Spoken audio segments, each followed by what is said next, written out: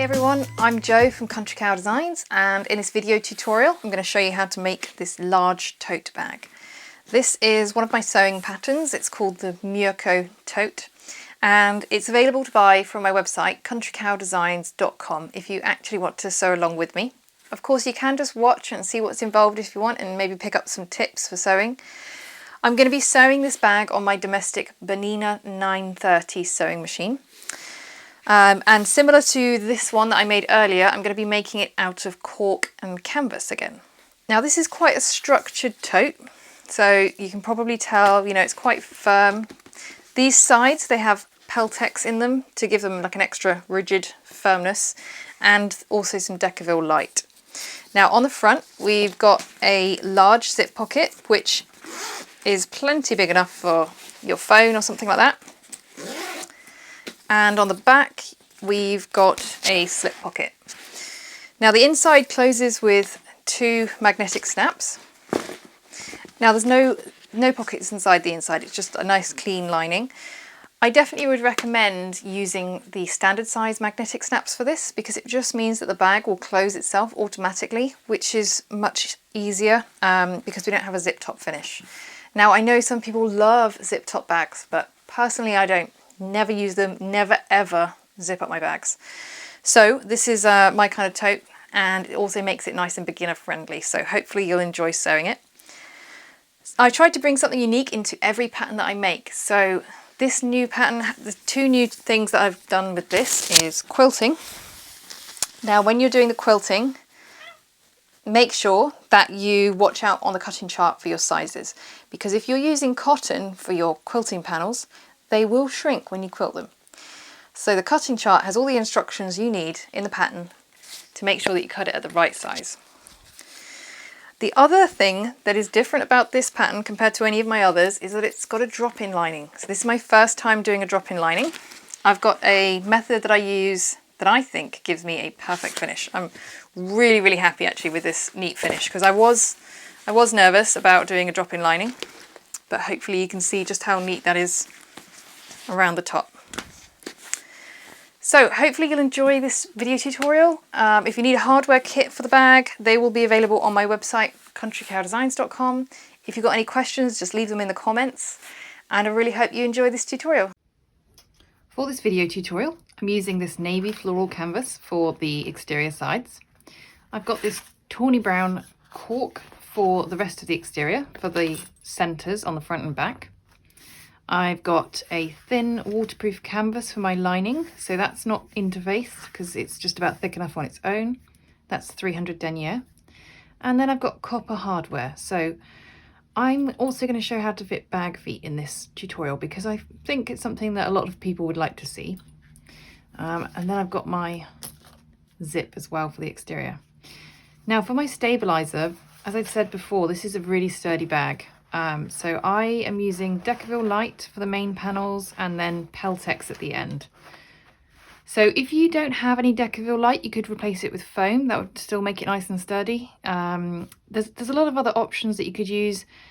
If you're using quilting cotton for the sides or for any of the exterior, then I would recommend adding 2 layers of woven interfacing rather than 1. But this canvas is quite thick, so I've just got the 1 layer of woven interfacing. Now this is all explained in the cutting chart on the pattern, so you can cut it all out using the cutting chart and tick it off as you go. Now for my tools, I have got a walking foot for my machine because we're doing quilting. Now I don't very often use this walking foot, but it is great for quilting, so I've got that. I've got my trusty hump jumper, which I just love for making bags. I use it for all sorts of different things, as you'll see throughout the tutorial. And then for my needles, I've got some size 70 and 80 universal needles for my waterproof canvas and some Microtex needles for the exterior. Microtex needles are perfect for cork or for vinyl. Step 1 is handles and preparation. So for this step, you're going to need your exterior front and back panels. So for this, you should have your fabric, or cork in my case, and a piece of fleece or batting to go with it. So that's so that you can quilt onto it. If you want to use foam instead so that you get kind of like a deeper quilting effect, that's absolutely fine. There's no reason that you can't use that. Then you'll need your 4 handle connectors, your 2 handles, an 11-inch zip with a zipper pull, and your 4 O-rings. So we'll start with the handle connectors first. Now the first thing you want to do on these is just draw a line down the center on the wrong side.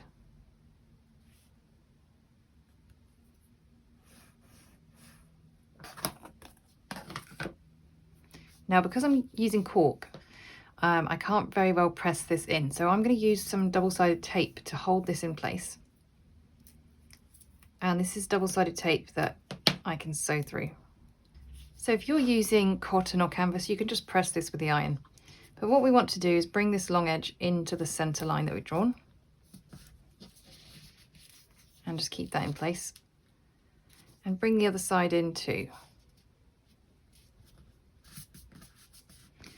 Now, if you are using cotton or canvas, I would strongly recommend putting a small piece of Decaville just down the center of this handle connector. That will just give it extra support and ensure that in the long term it's not going to tear or get damaged in any way. So I would just stick a small piece of Decaville light along here, probably about 5/8 of an inch wide by 2.5 inches long. Now if you are using cotton, this is what I would do with the Decaville light. I would butt it up against one edge like that, and then you can simply fold it in like we did before, and the Decaville then will be on the inside and will strengthen this handle connector. But we're keeping it out of here because this part will go into the main seam, and we don't want to have any Decaville light in the main seam, purely because your machine might struggle to get through it. Now that all 4 of my handle connectors are ready, we'll go over to the sewing machine and top stitch these.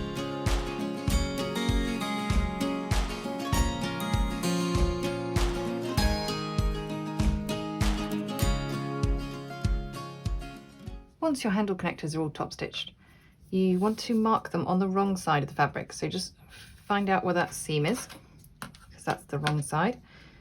And you're just going to mark it 1/2 inch up from a short edge. Now I'm going to put a little bit of double-sided tape on the other end.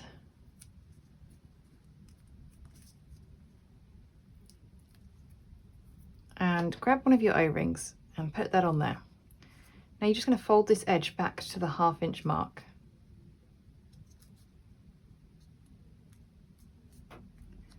Like that. Once that's done, just repeat the same process with the remaining 3.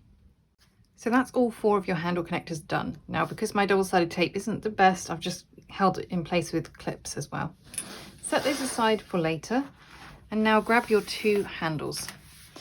Now for both of my handles, I've already drawn the line down the center, same as we did with the handle connectors, and I've put double-sided tape down the long edges. So I'm going to fold these long edges into the center line, exactly like we did with the handle connectors.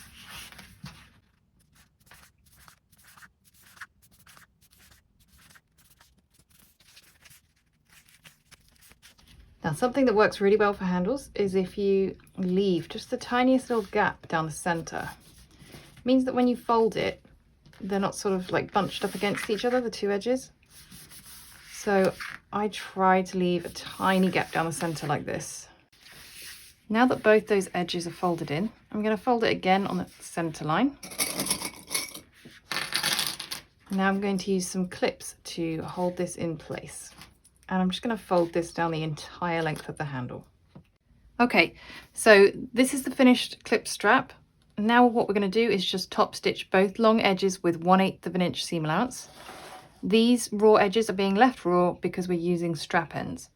But if you're using cotton for your straps, I would recommend folding in the end first. So what you need to do is simply fold the end in by about 1/2 inch before you fold your long edges in. And that will ensure that you don't have any raw edges on your cotton, because cotton's not too thick, so you can do that. But with cork and vinyl, I leave my edges raw, and we're going to use the strap ends instead.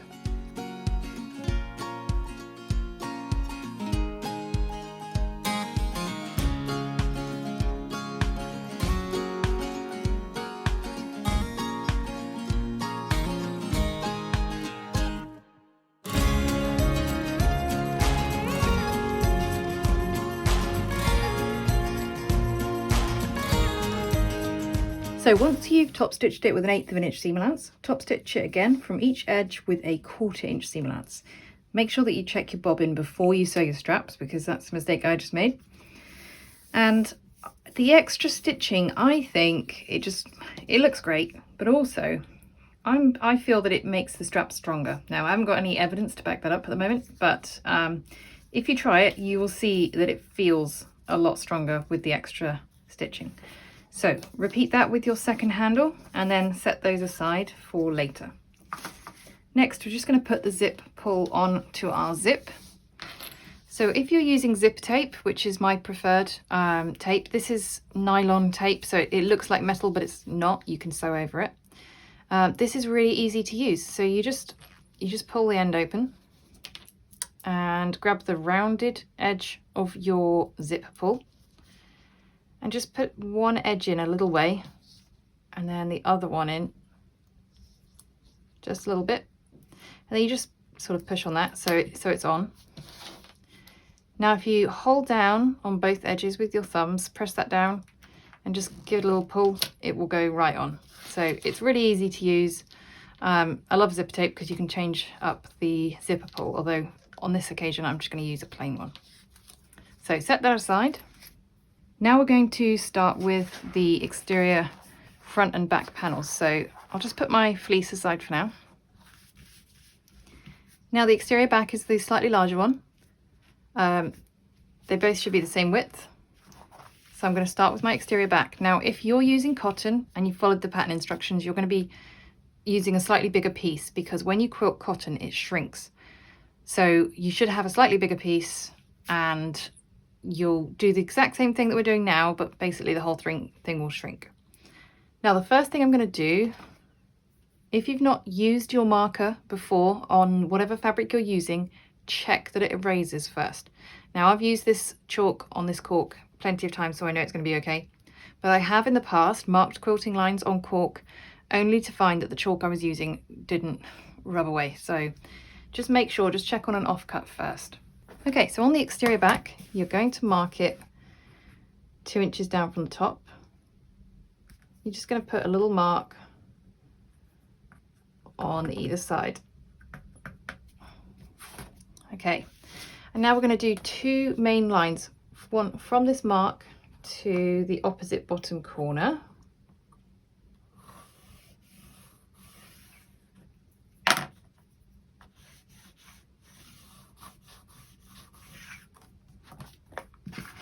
And on the other side, you're going to do the same thing from that bottom corner up to the mark that you made.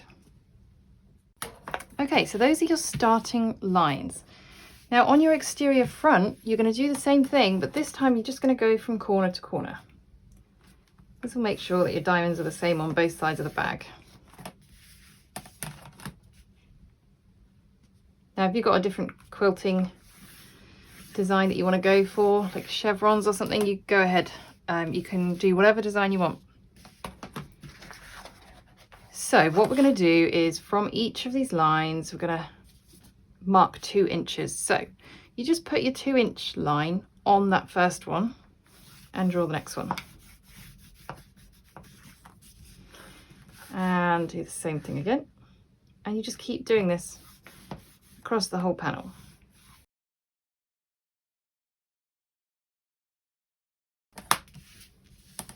Do the same thing from your other starting line.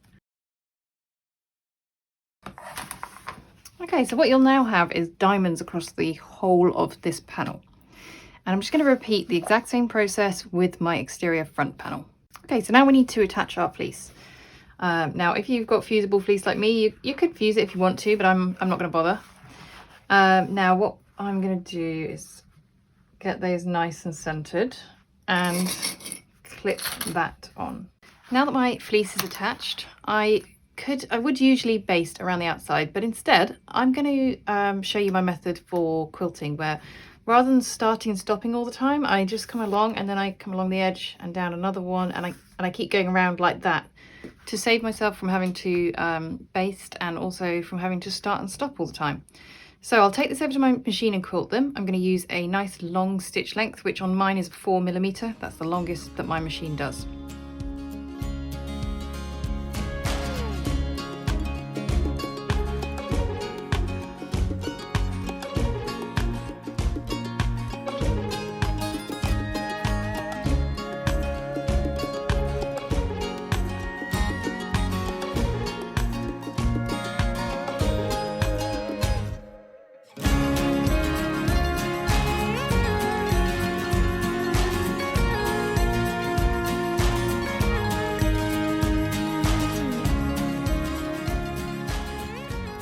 So that's both of my panels quilted, and now I'll just use a damp cloth to remove my chalk marks because that's what's required for mine.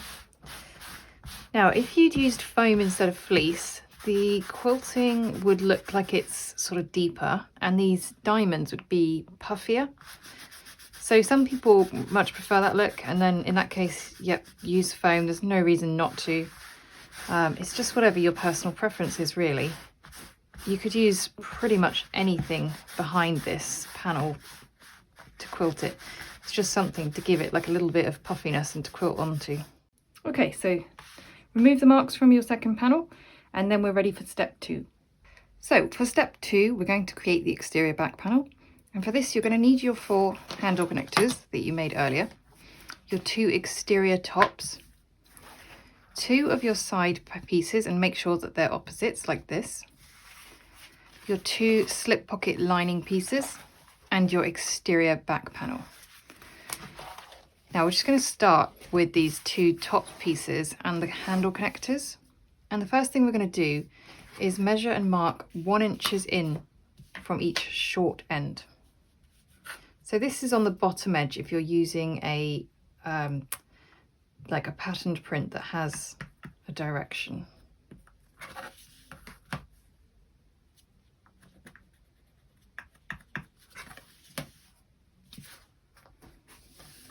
Okay, now on your handle connector, you want to mark 3/4 of an inch down from this fold. So from this edge here, you want to mark 3/4 of an inch right on that fold.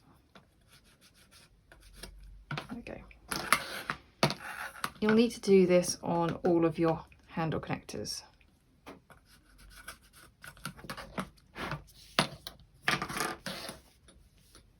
Okay, now we're going to attach these on that 1 inch mark. So you want it to be on the inside of that 1 inch mark, which means there's an inch there. Line it up at the bottom and just clip that into place. Now you'll see that this part isn't going to be in the seam, which means it's going to be a lot less bulky than it would be otherwise. So that's why this back bit is 1/2 inch away. Now place the other one on the other side. So again, it's on the inside of the 1 inch mark. It's 1 inch away from the edge. What we're going to do is we're going to sew these into place. We're going to start from here with an 1/8 of an inch seam allowance up this edge, across this line and back down the other edge. Now we're leaving a gap here for fitting a rivet, but if you're not fitting rivets, then you're going to need to ignore this line and go as close as you can get to this ring. Now you see that I use my hump jumper as I come back down off this ring. So that's where I find my hump jumper to be especially useful. So hopefully you'll see that when I'm sewing it in just a moment. So I'll just sew these 2 on for now.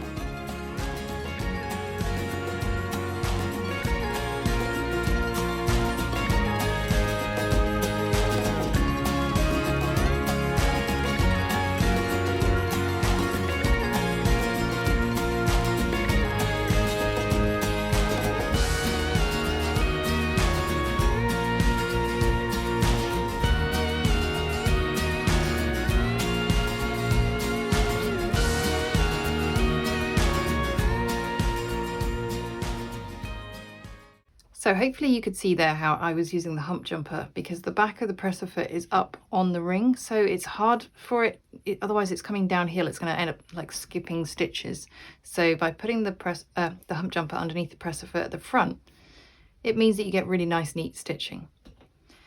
Now I'm going to fit rivets here and here, but if you are not using rivets, then you should have gone right up to the O-ring, and then I would also recommend just sewing an X through here just to give it some extra added strength, because the rivets really do help, and if you're not having those, then it's nice to have that extra strength there. So I've got this little rivet template that's got a 3/4 of an inch strap on it, so that helps me just mark it nice and neat, and I'm just getting it as close to the ring as I can, but there is a measurement in the pattern if you want to do that.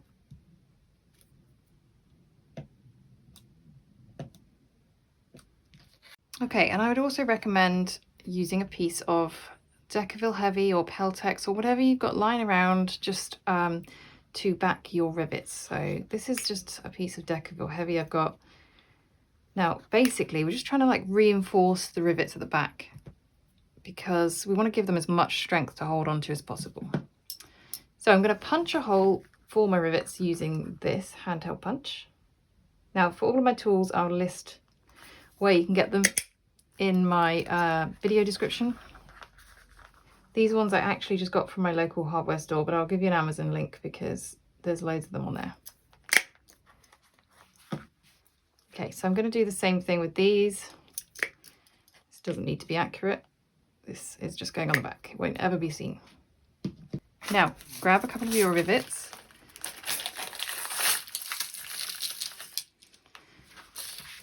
And you just want to put the post through there. Add whatever you're using on the back to stabilize it, and then put the cap on the back, and do the same thing with this one. So it just means that if this rivet is ever getting pulled on, it's not going to be pulling directly on the fabric. It's got a little bit of something to reinforce it. Now I'll just take this over to my press and set both of these. Okay, so this is my rivet press. It's set on a chopping board, like an old chopping board. My husband just did this for me. So what I'm just going to do is just put this into the press and then pull down to set it. Now make sure that you're using the right size dies in your rivet press. That's really important.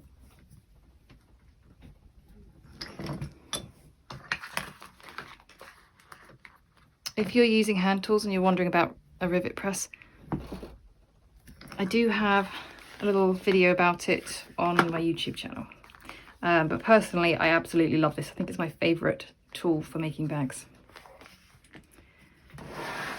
So I'm just going to repeat the whole process with the other exterior top panel and 2 handle connectors so that we've got both of them ready. Once both of your exterior top panels are done, just set one of those aside for later and grab a slip pocket lining piece. So this is going to be in your lining fabric. For me, it's this little waterproof canvas. And we're just going to fold this down so that they're right sides together at the top edge. So if this is directional fabric, this is the top edge. And we'll just clip that together. And now we're going to sew that top edge with 3/8 of an inch seam allowance.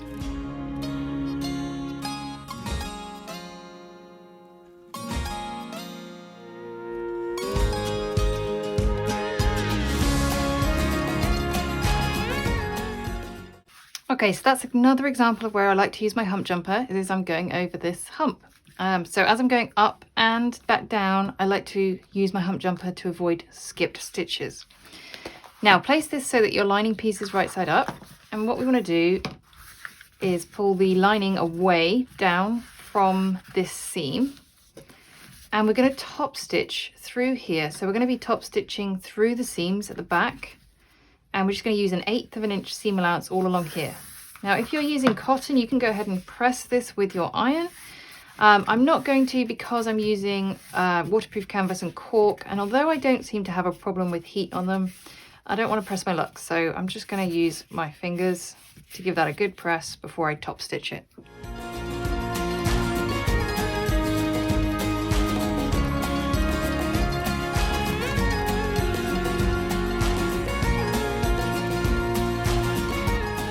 So that's top stitch. Now just move that aside and grab your exterior panel and your remaining slip pocket piece.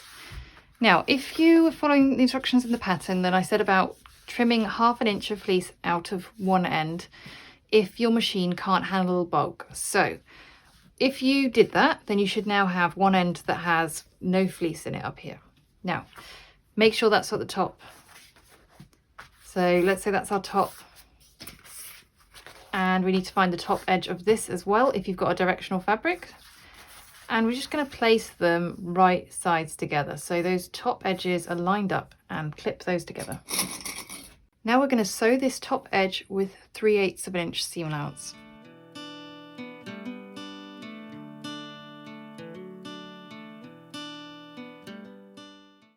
Once you've got that top edge sewn, you want to sort of press this seam open a bit. Now this is where you can see that if you trimmed the fleece out before you sewn it, then it wouldn't be quite so bulky here.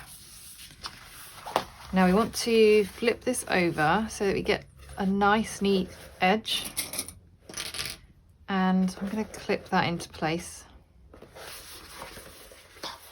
because we want to top stitch this edge. Okay, so I've got a nice neat edge. If you were using cotton, you could just press this with an iron to make it nice and neat.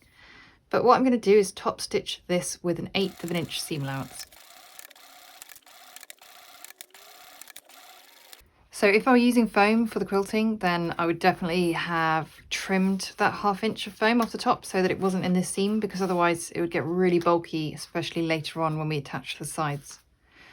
So now that's top stitched, grab your exterior back, which has got, this is a slip pocket lining on it, and we want to place this right side up on top, but you want to have it so that it's about an 1/8 of an inch above this seam, because that means that then your slip pocket won't be showing, because you don't kind of want it, well, unless you do want it showing, but probably you don't want it showing later on. So I'm just going to put that an 1/8 of an inch above it and clip that into place. Okay, so just make sure that is really nice and straight, and then flip it over. And what we want to do is clip the 2 pocket pieces together. So we're not clipping this bit to the exterior, we're just going to clip the 2 pocket pieces together. Now one of them is going to be slightly shorter than the other, but that really isn't going to be a problem.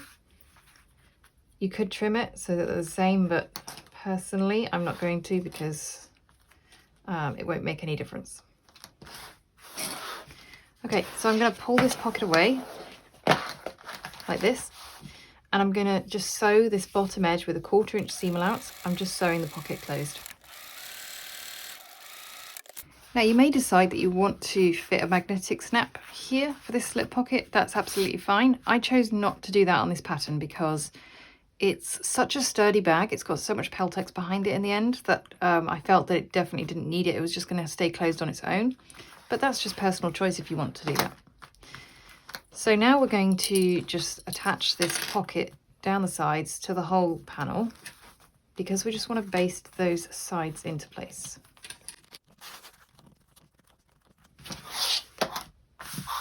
So I'm just going to baste both edges with an 1/8 of an inch seam allowance. I'm going to do both of them from the top to the bottom. If you do one from the top to the bottom, one from the bottom to the top, then if you get a little bit of stretching or movement in your fabric, you'll end up with a wonky fabric, a wonky pocket. So personally, I think doing both from the same direction to the same direction is important to getting a neat finish.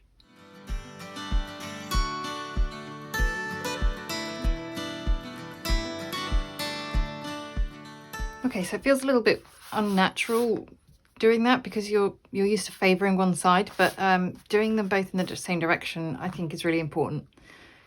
So grab your 2 side panels, and what you want to do is just place them on the sides, and we're going to fold this over so it's right sides together and clip it together.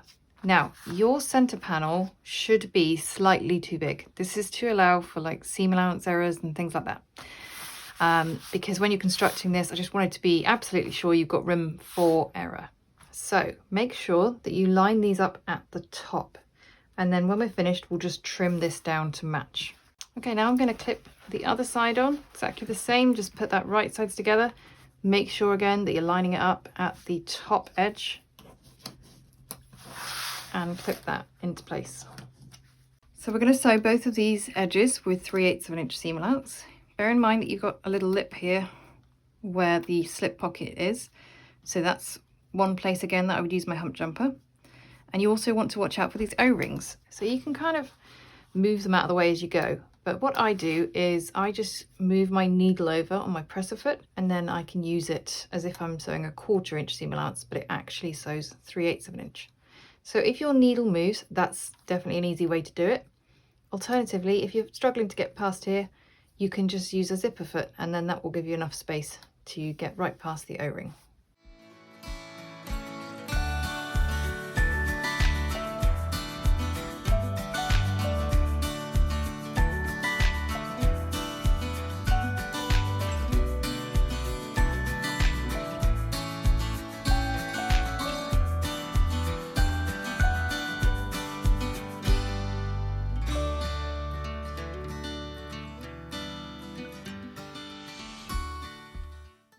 So now that those are both attached, I'm just going to trim my center panel to remove that little bit of excess fabric.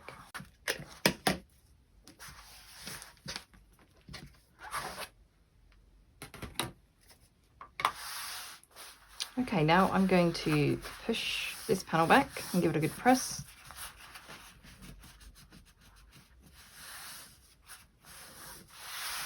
And I'll do the same on this side, just push that back and press it. So the seams are behind this panel on each edge. And what we're going to do is top stitch this panel with an 1/8 of an inch seam allowance so that we're stitching right through those seams. And I'll do that on both sides.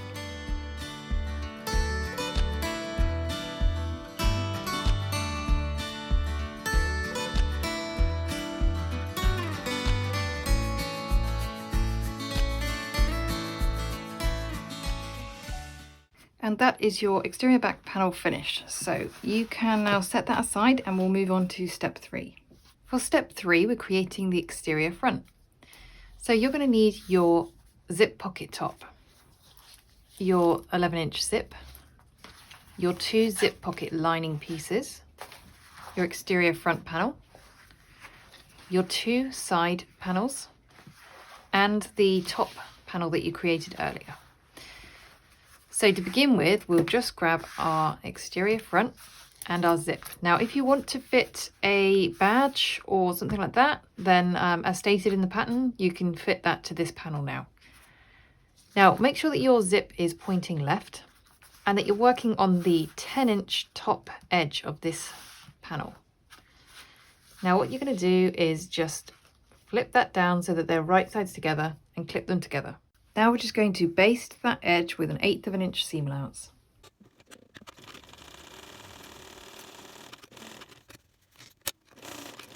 Now that zip is basted on, grab one of your pocket pieces and place it right sides down. So if you're using cotton or something, this will be the interfacing side. Now we're going to make it so that it's right sides together with that panel. The zip is in between, and just clip that top edge together. And we're going to sew this top edge with 3/8 of an inch seam allowance. Now, to make sure that we get a really nice straight edge, what I'm going to do is I'm going to sew it with my standard presser foot, not a zipper foot. Now what I do is I get the edge of my presser foot right up against the zip, so you can see quite easily there that there's an edge there to where the zip teeth are. You can butt the presser foot right up to it, move your needle over to its far left position, and then you can sew a nice straight edge because the presser foot will continue to run along this zip tape and it will ensure that you get a consistently straight sew. Now when you reach the zip pull, you need to leave your needle in, lift your presser foot up and just move the pull out of the way before you continue. So an alternative option for making this slightly easier is to put the zip pull on after you've created the pocket. So you could do that if you prefer. Now once that's sewn, you want to press this pocket piece away from the zip and then do the same thing with the exterior and press it away. Now again, if you are using cotton or something like that, you can press this with an iron, which will be a little bit easier.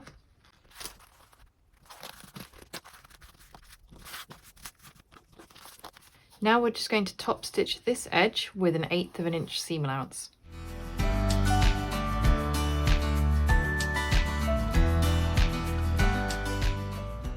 Now if you're using nylon zipper tape, you'll notice that it starts to fray a bit. So you're going to want to grab a lighter. So I've got this strange electric one that makes a piercing sound, but any lighter will do, and just you can melt the edges, and what that will do is just stop it from fraying in the future. So whatever you use, be careful not to burn your fabric or yourself, but you can just melt the ends of the zip. That will stop it fraying, or you could put some fray check on it. Now grab your zip pocket top and we're going to place this onto that top edge, right side down, top edge of the zip, and just clip those together. Now we're just going to baste that into place with an 1/8 of an inch seam allowance. Now that's basted, just flip that over and grab your second pocket piece. Now we're going to put this so that it's right sides together with the first pocket piece, and line it up on the top edge of the zip and clip into place. Now we're going to sew this top edge with 3/8 of an inch seam allowance.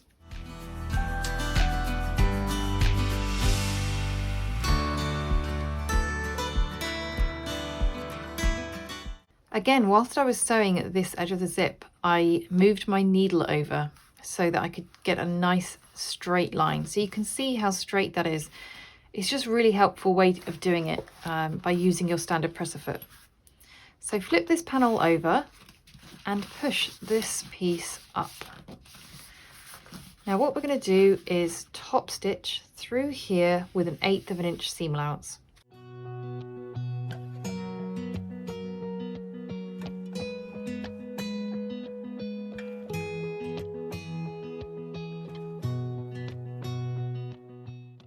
So you can see that because I use the presser foot as a guide, I've got like a nice straight line here, and the gap is even on both sides. So that is definitely my preferred method for installing a straight zip.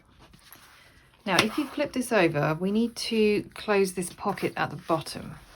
So just make sure that the pocket is lying nice and flat, and clip those two pocket pieces together. So you're just clipping the pockets, not the main panel. Now you'll notice that one of the pocket pieces is longer. You could trim it down if you wanted, but again, I'm not going to bother. I'm just going to sew it with a 1/4 inch seam allowance along this edge. Now when you're sewing this, make sure that you pull it away from the exterior, because you just want to sew the pocket closed. You don't want to be going through this panel.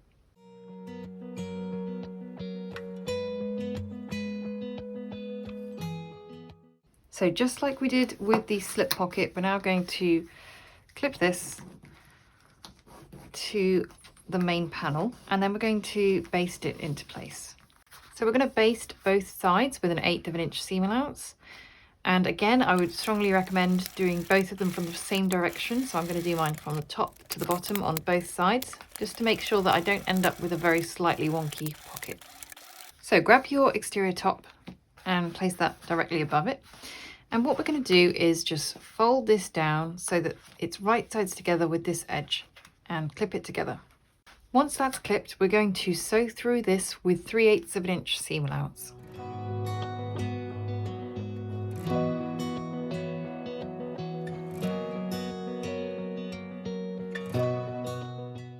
Now you're going to push this up,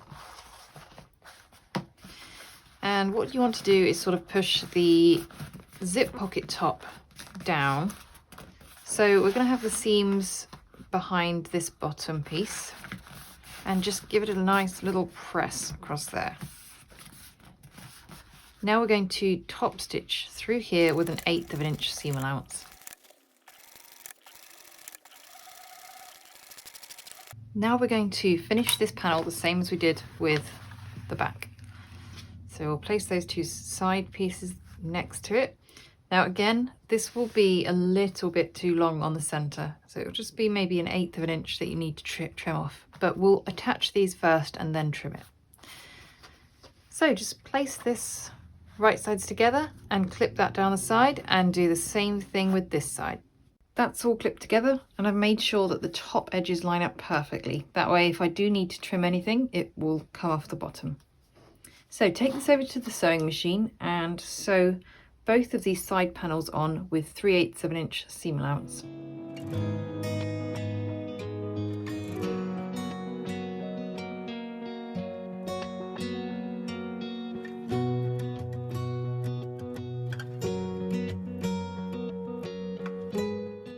So I've just got the tiniest little bit to trim off the bottom of my main panel.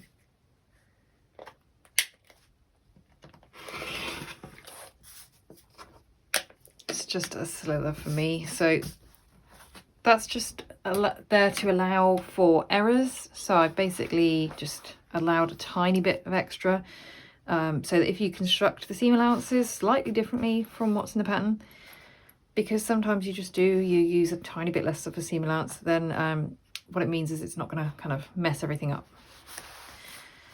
So now that we've done that, what we're going to do is press these two side panels away so that we can top stitch them just like we did with the back. So I'm just going to top stitch through here with 1/8 of an inch seam allowance on both of these side panels.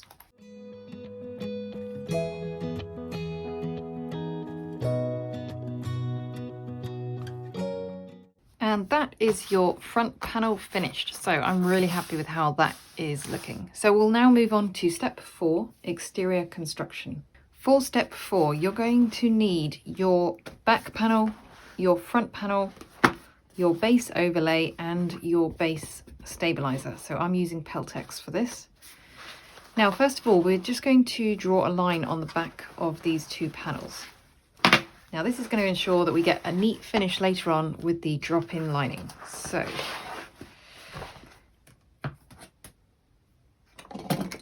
grab a quilting ruler and a marker of some kind. Now this could actually be, you know, a standard pen if you want, because it's going to be on the wrong side of the fabric. So long as it doesn't leak through your fabric, it's not going to be seen. Now what you want to do is mark a line 1 inch down across the whole thing.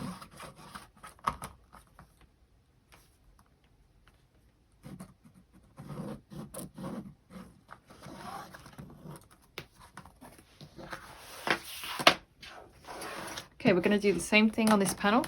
So this is the top edge and we're going to mark it 1 inch down. So later on we're going to be sticking this down with double-sided tape. So a couple of my testers said that they prefer to fit their tape now. So if you want to do that, go ahead and grab your double-sided tape. And you can just place it right along that top edge there.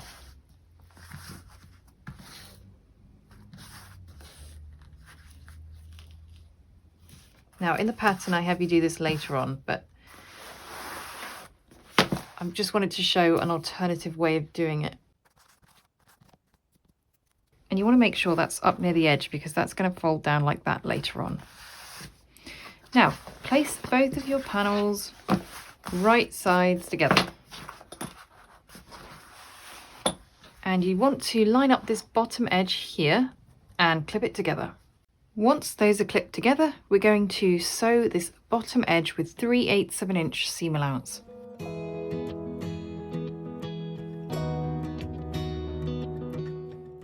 Once that bottom edge is sewn, you want to press the seam open. So what we're going to do is we're going to top stitch this seam down. Now it's going to be a little bit awkward, but nobody's going to see it. It's going to be covered. So we are just doing this to make sure that the inside of the bag is nice and flat, that you don't have this sticking up into the bag at any point. And by stitching it down, it will help keep it out of the way. So what I'm going to do to make this a little bit easier on getting it through my machine, I'm going to roll this up. And I've got a few big clips that I'll use to just hold that in place. I'll do the same thing on this side. Okay, it's just going to make it easier for me to fit it through the machine. And I'm going to do it from this direction with this up because that will make it easier to check that it's staying flat as I do it. And again, it doesn't need to be pretty, it's going to be hidden, so it's absolutely fine if you kind of make a bit of a mess of this whilst you're doing it.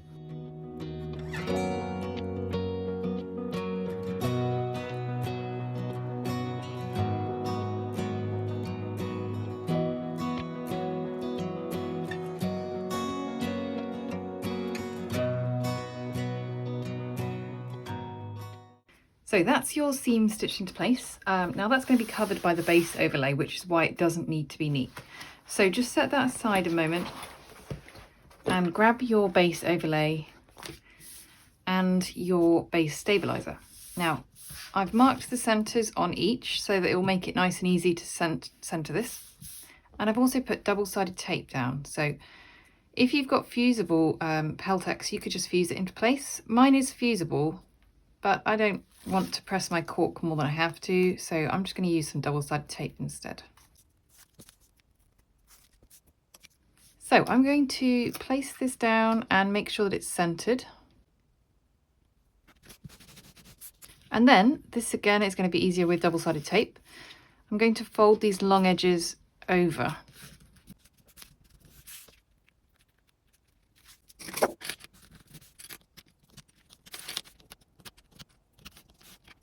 You might find a few clips helpful to just keep that in place. Now what I'm going to do is top stitch both of these long edges with a 1/4 inch seam allowance.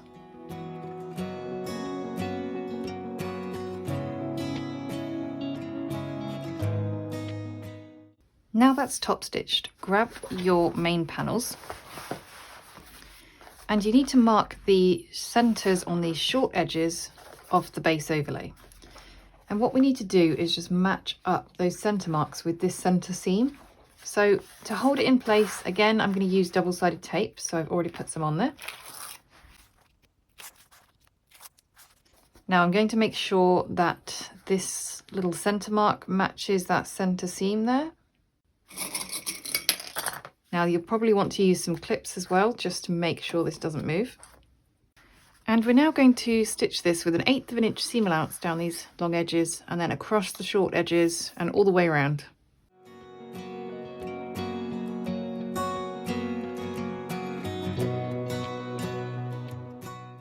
Once you've got your base overlay sewn on there, what we want to do is pull these panels together and we just need to clip the sides together.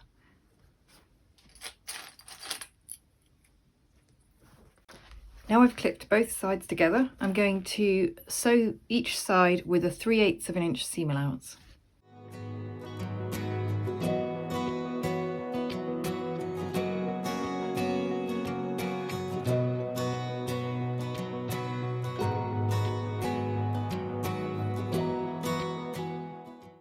Now once you've sewn the first seam allowance, you then want to sew a second just slightly in, so it will be like a scant 3/8 of an inch seam allowance, and you want to start from 1 inch from each end.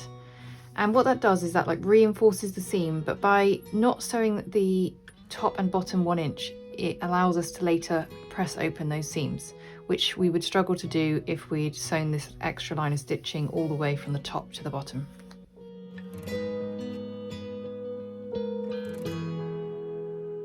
So when I was sewing that second line of stitching, which you can see just here inside the first line, I just started at the 1 inch line, and then as I came down here, I came back in and stopped about 1 inch from the end.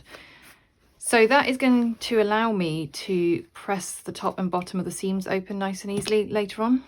So that's why I've done that. Now we need to box the corners. So you just need to sort of pull that out, and here you need to press the bottom of that seam open. So that's why we sewed and stopped a little way from the end. Now once that's open, you're just matching this seam here to this seam on the base. Make sure that it's nice and centered and clip that into place. Now you need to clip the rest of this box corner into place. I always like to add an extra clip on the end here. I just feel like it helps the box corner to hold its shape while I'm sewing it.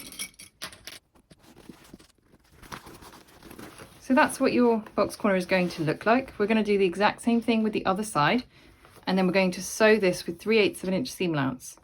Once you've sewn that, do the same thing again. So a second line just slightly toward the edge, just to reinforce that seam.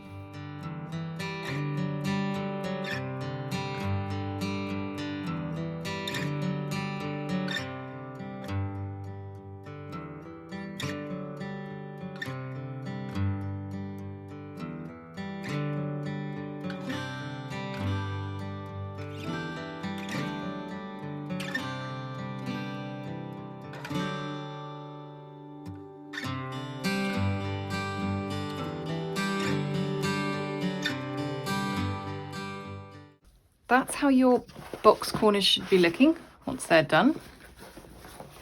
So what I'm going to do, you can trim those down a little bit if you want. I'm going to leave mine as they are. I really like to leave my seams intact. I just think it adds strength.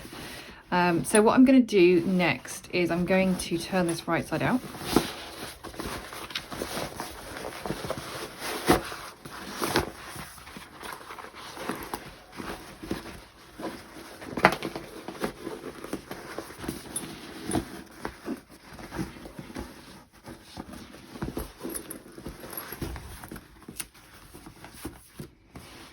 At this point you can really get an idea of what your bag's going to look like, and you can just kind of check that all your seams are looking okay, that there's nothing that's gone horribly wrong.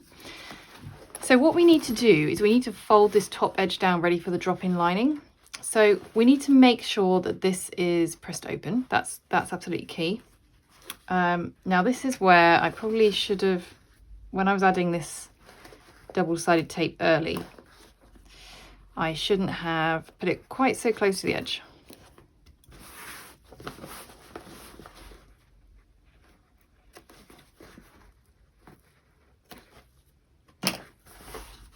Okay, so take your double-sided tape off.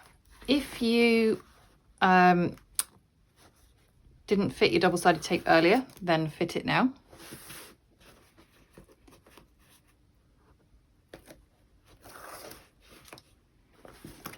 And what we're going to do is we're going to fold it down to the line that you drew. Now make sure that your side seams are open at the top when you do this. So you can press these with an iron first if you want. Okay, and I'm just going to do that all the way around the top of the bag, making sure that it's folded down to the line. And I'm going to add just a few clips to hold it in place, just in case my double-sided tape doesn't hold.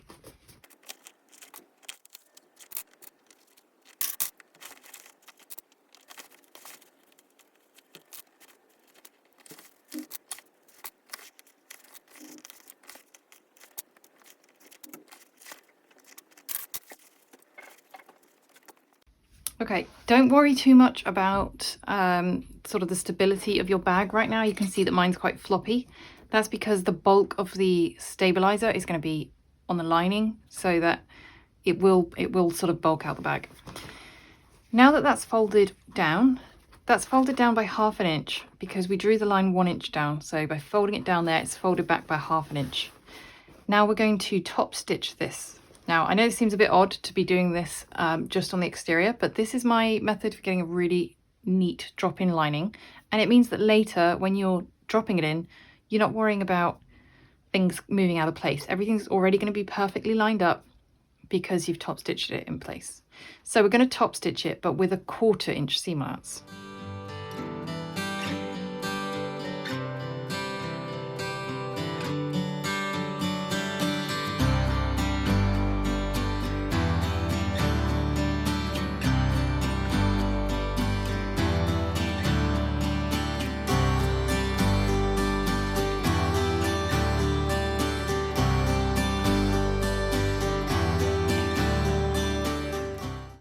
So that I didn't have to back stitch, I left my threads really long, so you can see that here.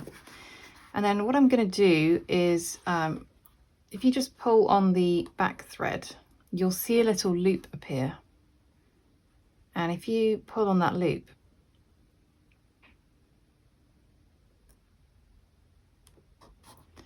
it will pull the thread through from the other side. And what that means then is that we can just tie these off on the back and not worry about having back stitching. So I'll just tie those off and then we'll move on to the next step. Okay, so I realized I forgot to fit my bag feet, so it's not too late to do it now, but I would definitely recommend that you do it before you fit the base overlay. But I'm going to do mine now. So what I'll do is just try and get my bag flat. And I'm going to place them so that they're in line with this seam. So I'll just line my ruler up with that seam. And I'm going to place it 1 inch in. So I'll do that on both sides. And I've already marked them on this side. Then I'm just going to grab my washer. And I'm going to place this centrally over that dot.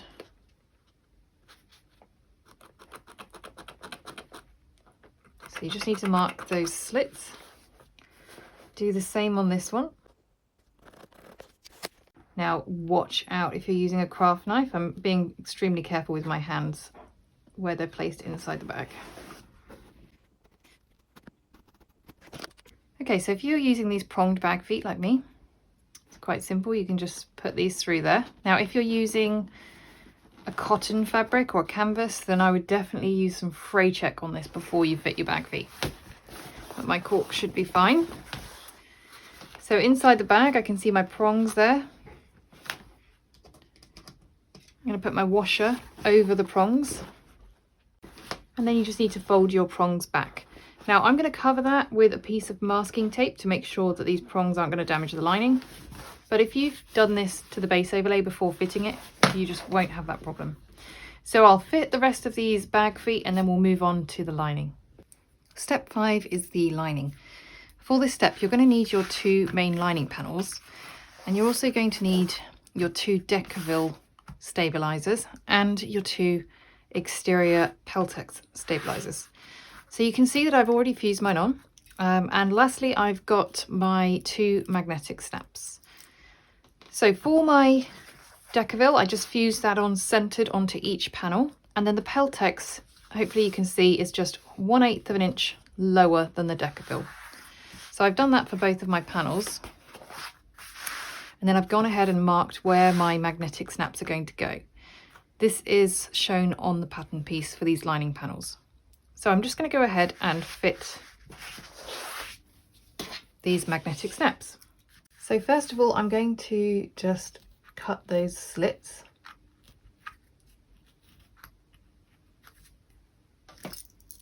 Then I'm going to grab one of the male pieces of magnetic snap. Now, if you're using cotton, again, you're going to want to use some fray check. So I use this Prim fray check. I will put a little bit on. I don't think it's necessary on waterproof canvas, but there's no harm in adding it just in case. So once that's in, you just flip it over, grab one of your washers, and then you can fold these prongs back. Now, if they're really strong like these ones, you can just use whatever you have lying around to press them down. So I'm using my clip dish.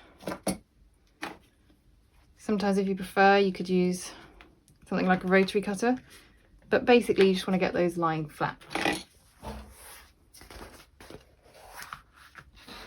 Now on the other side of this same panel, you need to make sure that you fit the same type. So I've got a male snap here. This one needs to be a male snap as well.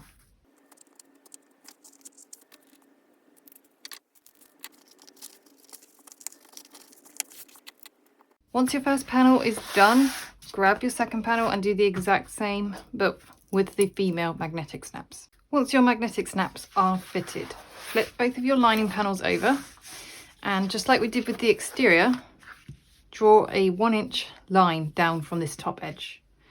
Now I'm going to fit my double-sided sticky tape now.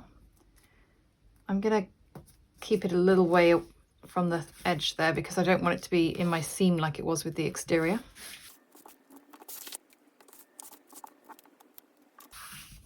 And now I'm going to place these 2 panels right sides together. And you just want to make sure that your magnetic snaps are connected. And then we're just going to clip these 2 sides and the bottom edge. Now we're going to sew the sides and the bottom edge. You're not sewing these edges at all, just the sides and the bottom. Make sure you're using a 3/8 of an inch seam allowance all the way through. And you need to follow this little curve here because this is how the lining is tightened so that it gives it a perfect finish and a perfect fit. So don't increase your seam allowances. I know on some patterns people increase the seam allowances on the lining. Don't do that because this lining is deliberately designed to fit first time.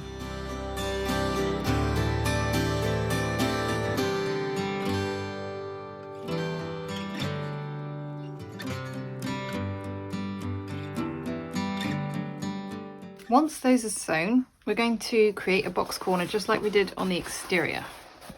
So if you have got cotton, you're just going to want to press these seams open. Pressing them open seems to give a much better finish than trimming them for me. So mine is waterproof canvas, so it's not going to be quite so easy to press, but what I'm going to do is press these edges open and match up this side seam and this bottom seam. Now once I've got that matched up, I'm going to clip the rest of this box corner into place.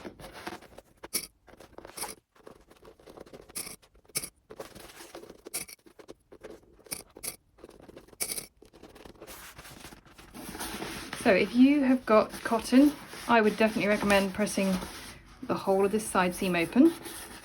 I'm just going to press it with my fingers, and I'm going to pay attention later to make sure that that's open at the top.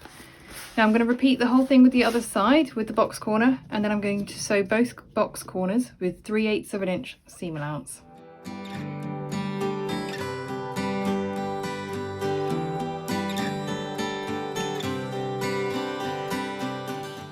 So that's how your lining should be looking. Now that is a little bit awkward because of the Peltex, so I tend to sort of clip mine into place as I'm doing it to make sure it doesn't peel off. But don't worry if it does come off a little bit, you can just put it back on afterwards with a little bit of fabric glue. Because mine doesn't fuse too well, I use a little bit of Beacon fabric glue on it. Now the next step is to fold this top edge down just like we did with the exterior. Start with these side seams, and you want to either push them both in one direction or spread them open. Basically we want them lying nice and flat.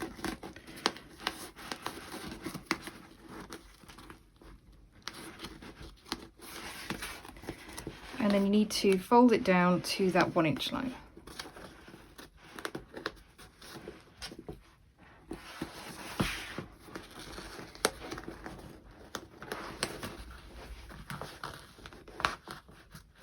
Now this is going to be a bit of a tighter fit than the exterior. To get it down to that 1 inch line, I kind of have to really hold it in place with some clips. But so long as you put your Peltex 1/8 of an inch lower than your Decaville, which was instructed in the pattern, then you should be okay.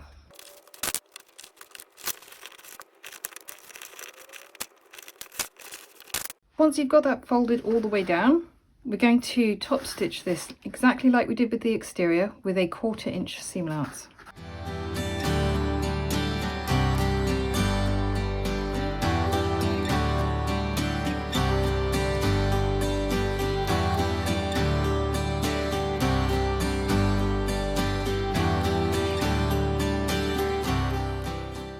For this final step, you're going to need to start with your straps. So you can see that I've already finished this end of the strap. So what we're going to do is punch holes for the rivets and fit the strap ends.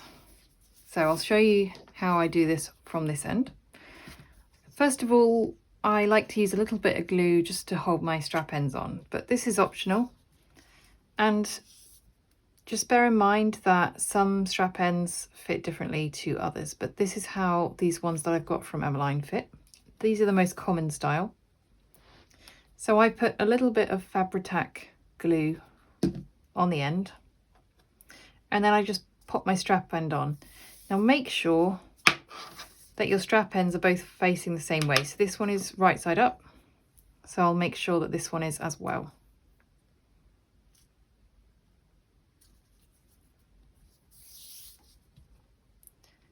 And then I'm just going to install my 2 screws here.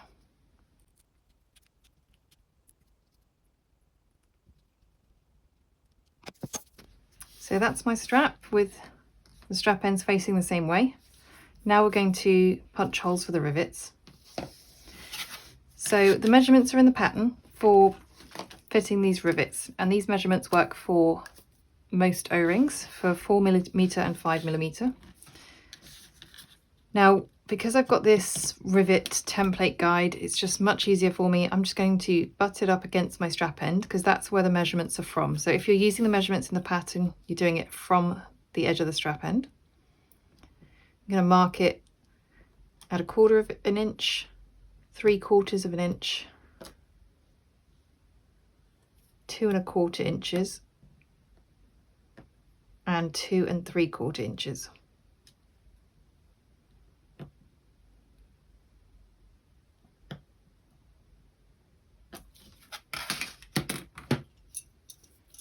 And then I'm going to use my handheld punch to punch holes through those marks.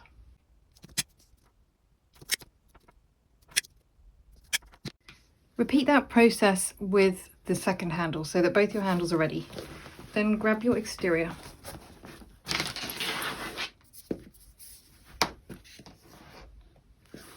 And the first thing we're going to do is push this up through one of the O-rings. So you should be looking at the wrong side of the strap end here. And then what you want to do is just wrap that around like that so that the holes are matching up, and clip that together. Now do the same thing, and what you want to make sure of ideally is that this open edge, this seam edge of the strap is pointing toward the outside. And we're going to do the same thing with this one. Pop it up like that, match up your holes and clip into place. Now before you do anything, just check that it's like this, so the strap ends won't be shown when the handle is up, and when the handle is down you're looking at the neat edge of the strap ends. So once you're happy with that, just grab your rivets and we'll set those. So put your post through first, just put it through that bottom hole,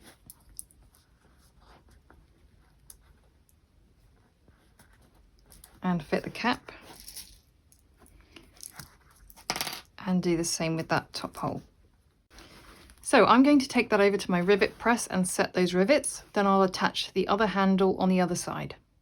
Now with the second handle, again, you want to make sure this seam is on the outside. So if I were to put it through here, it would end up on the inside. So instead I will put this end through here. And that way, when we have the handles up, the seams will be on the inside. So from the outside of the bag, you won't be able to see the seam of the handle. Now that my handles are fitted, I'm going to put my lining in. So I'm just going to slip this into the exterior.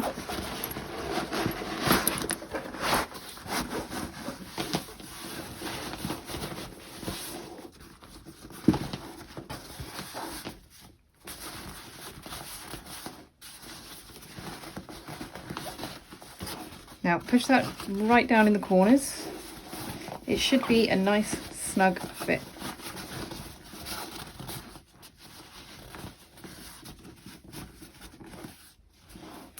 What we're going to do first is match up the side seams from the lining to the exterior.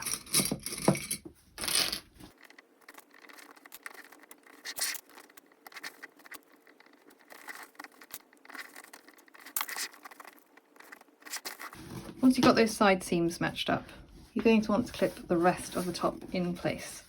You just want to make sure that the top edges are perfectly lined up across the whole of the bag.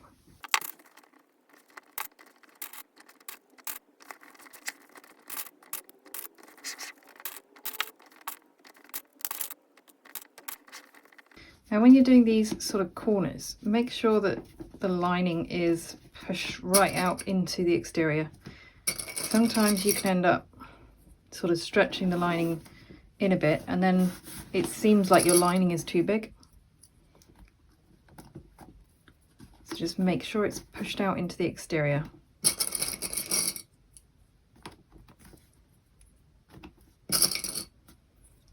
This is where you're going to be glad that you've done the top stitching already, because what it means is it's just holding it in a perfectly neat edge. So all you've got to worry about is lining these two edges up, whereas if they're not stitched into place, then they could also be coming kind of loose as you're doing it, and it makes it considerably more difficult to get a neat edge. Okay, now that I'm happy that that's a perfect fit, I'm going to grab some more of my Fabri-Tac glue, and what I'm going to do is just take off one clip at a time and just apply a little bit of glue between these edges. Now, I just find that this, again, ensures that I don't get any movement when I'm at the sewing machine, that I get a nice, neat finish. So I'm just going to take off the clips as I go and put them back on, but I'm just going to put some glue in so it doesn't move around and shift while I'm at the machine.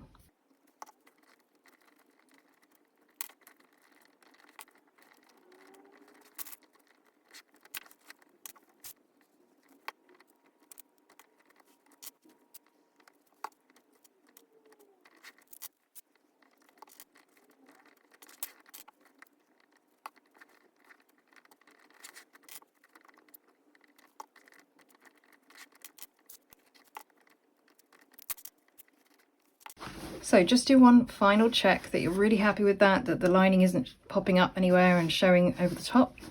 And now we're going to top stitch this with 1/8 of an inch seam allowance. So keep your hump jumper handy and use it as you're going over the bulky seams, because you don't want to have skipped stitches where the seams are. Also, consider changing your needle before you begin top stitching. Most people change their needle when they start a new project, but top stitching is one of the hardest parts, and that's when I like my needle to be fresh. So consider just putting in a nice new needle and a slightly bigger one to do the top stitching. Also, don't be afraid to hand crank it, especially when you're going over those bumpy seams. It gives you a lot more control if you hand crank your machine. It will take you a little bit longer, but that time will be worth it when you get a nice neat finish. So that is your finished bag. Now you should have a nice neat lining. I know a couple of my testers actually glued their lining in, or used double-sided tape just to make sure it stayed put, which is a nice finish. But you should have a nice neat finish on the top with that drop-in lining. And you may want to give your bag a bit of a press, but it's not going to be anything compared to if we'd birthed it, and then it would be full of creases. So you ready to see the finished bag? There you go.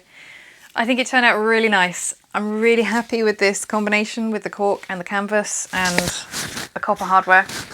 Yeah, I'm really happy with it. So I hope you've enjoyed this tutorial, and if it's your first time doing a drop-in lining, I hope that you're quite happy with that. I'm really happy with it. I feel like it's got like a really neat interior, so I'm pretty happy with that. And just to give you an idea about size, that's what it looks like on. So it is a big bag, but I do like big bags. You can kind of carry everything with you.